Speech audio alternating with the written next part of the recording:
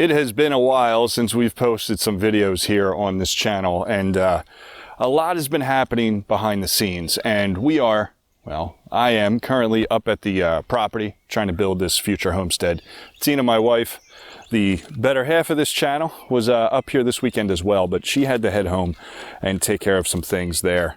But I'm going to be hanging around for a couple more hours. I got some more work to do.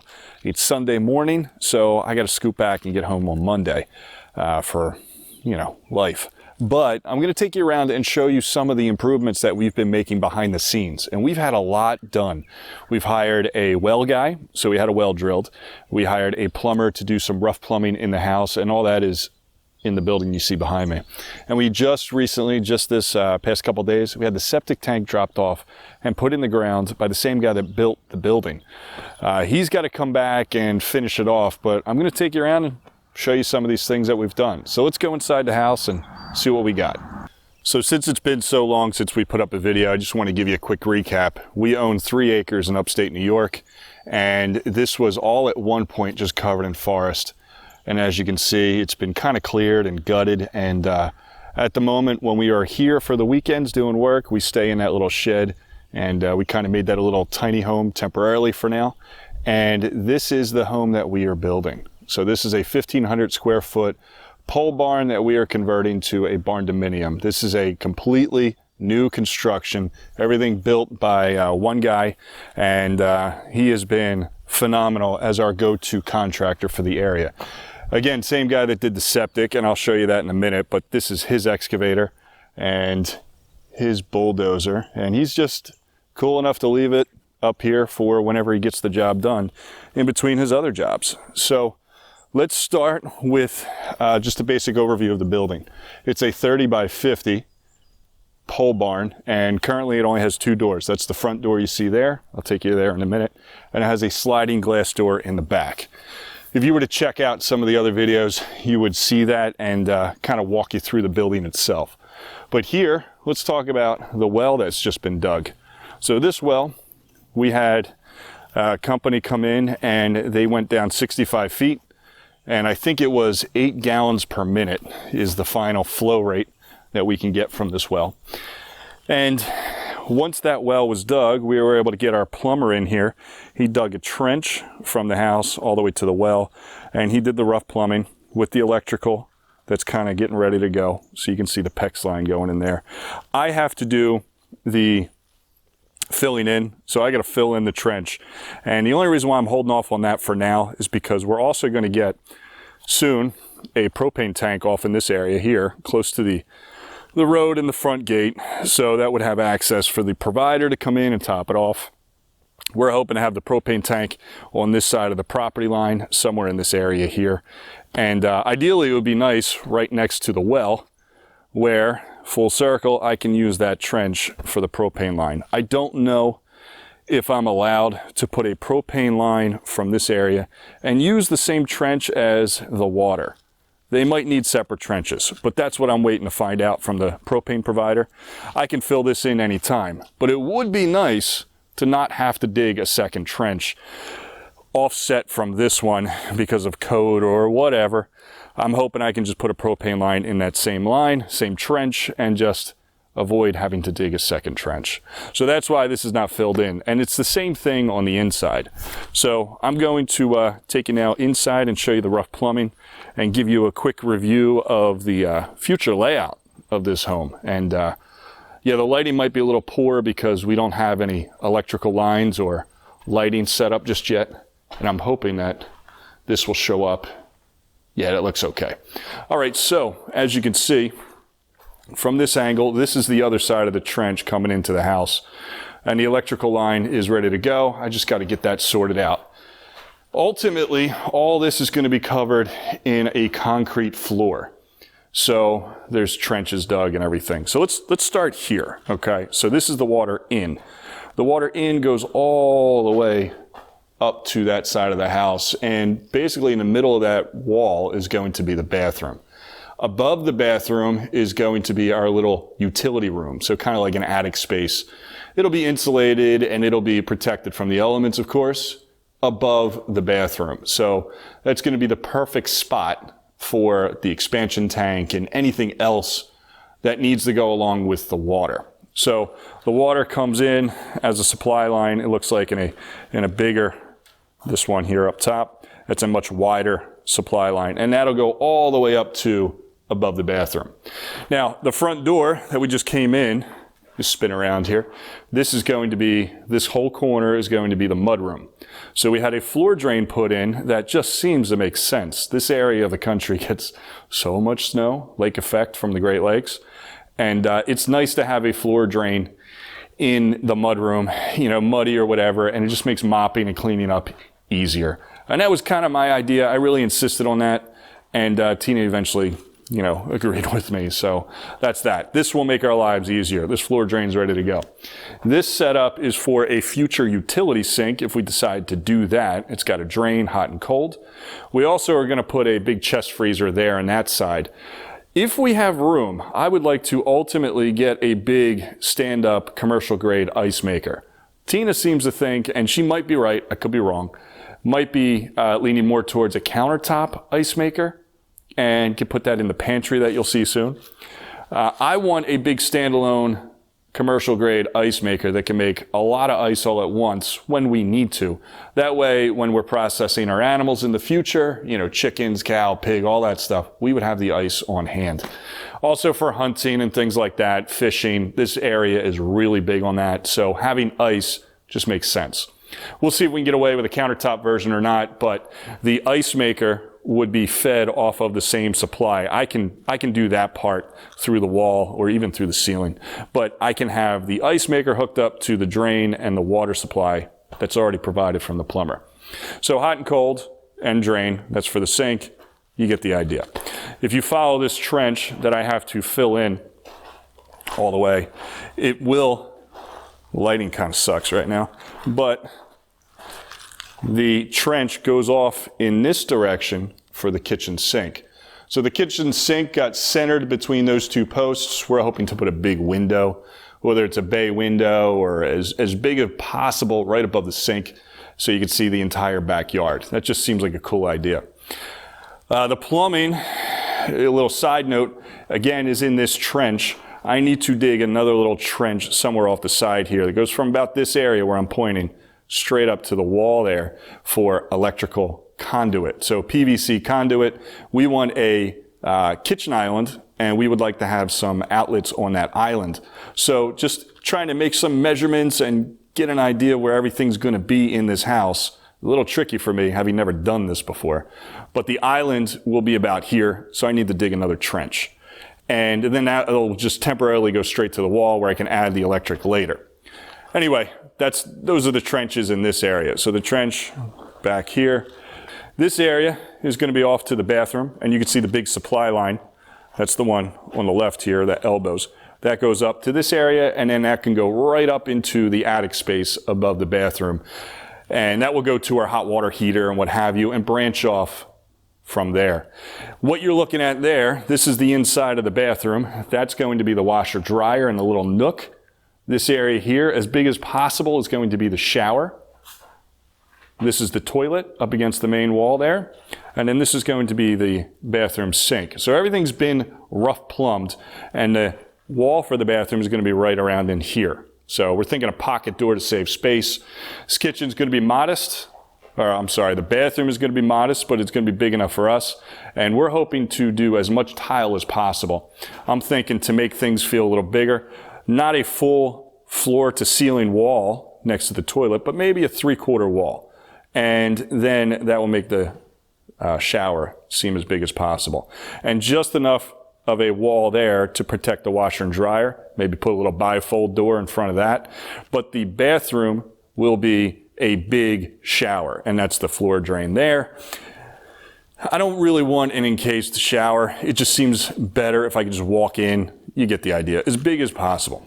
Over here in this area where there's no plumbing, this is going to be the pantry.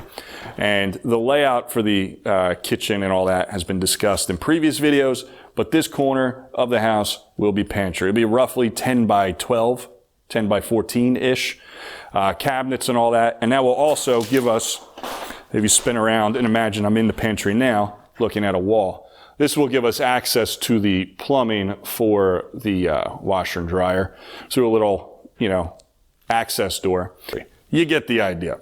And all this junk over here has just been a temporary storage solution for now while we build this place.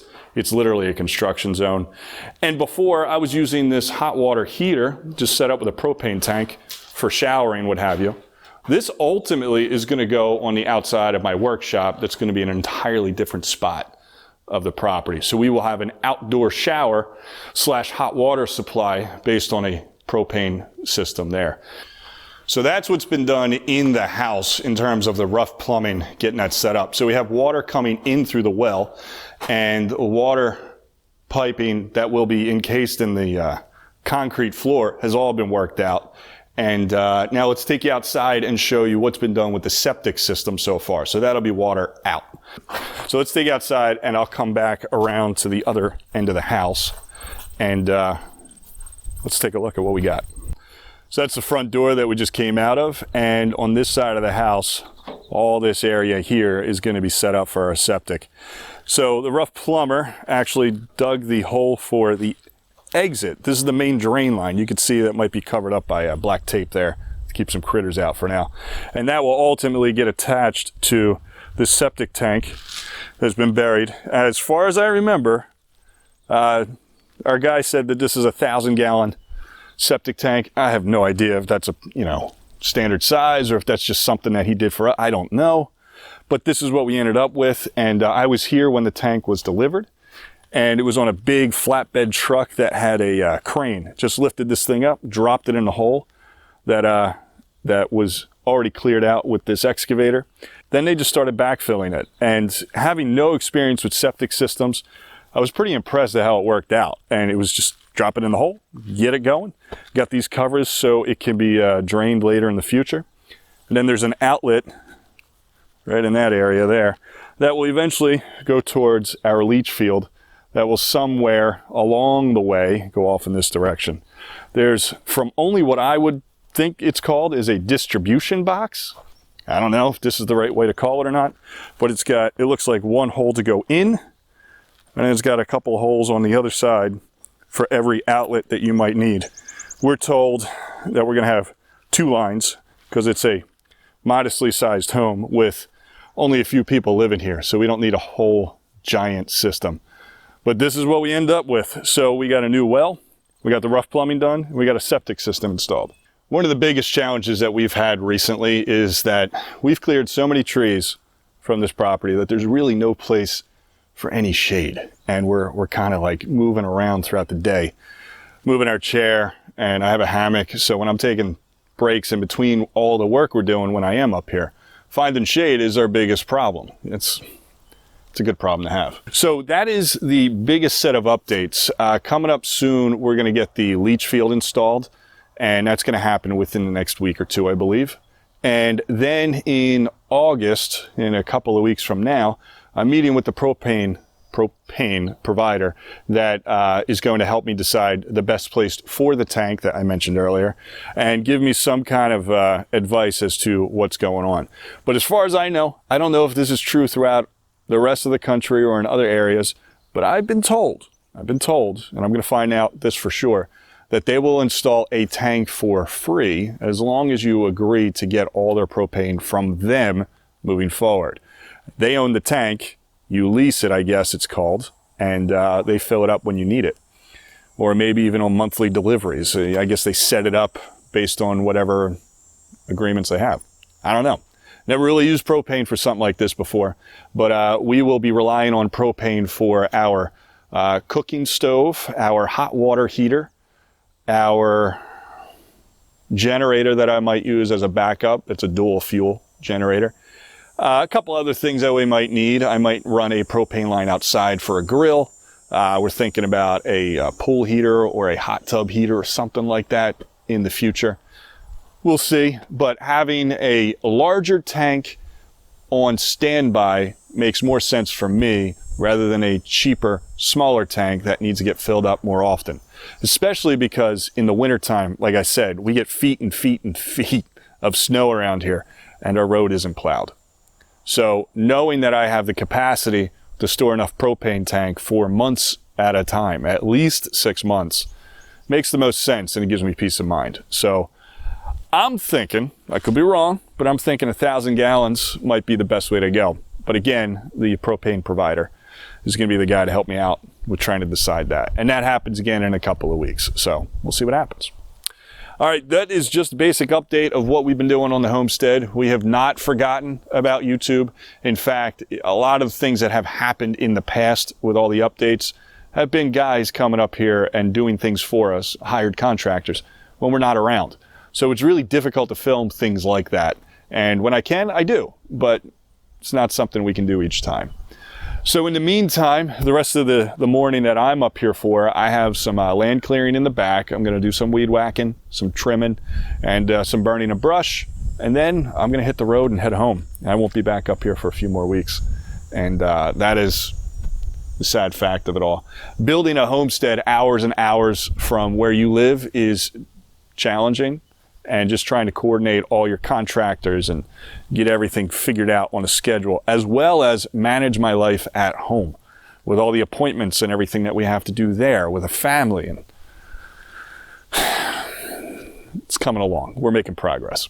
Once the concrete is poured for the floor, then it's going to be all hands on deck in terms of mostly me. I can frame out the walls for the interior rooms, and I can run electric and insulate the attic and stuff like that. And that'll be a lot of things that I can do in the wintertime. Keep in mind, this is just a pole barn with a big empty trench that goes into the house. So there's a potential for critters and things like that to get in there. But once the concrete floor is poured, there should be almost no way that like a groundhog or a skunk can get in here looking for shelter.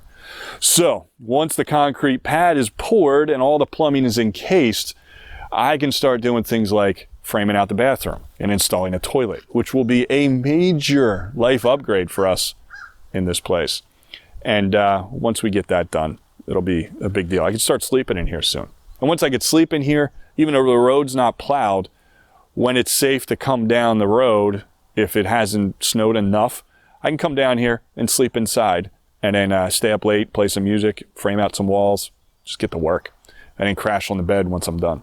All right, well, that's that. Please keep an eye out for the every so often update that we're able to do on this channel. And yeah, it'll be more eventually. So thanks for watching. And speaking on behalf of me and Tina, or Tina and me, speaking on behalf of both of us, just thank you for subscribing and, you know, hanging out and checking out our little channel. We really appreciate it. There will be more to come in terms of the building of the place. And once we're living here, we'll be able to film more in terms of, you know, our garden and our hunting experience and fishing and raising our own food and just building a woodshed, just random stuff like that. I'm really looking forward to getting that done. And the workshop, that's going to be awesome. Looking forward to having that up. So in the meantime, again, thanks for watching. Please do all the things, you know what to do. Like, comment, share, subscribe, the whole bit. And yeah, we'll see you next time. Thanks for watching.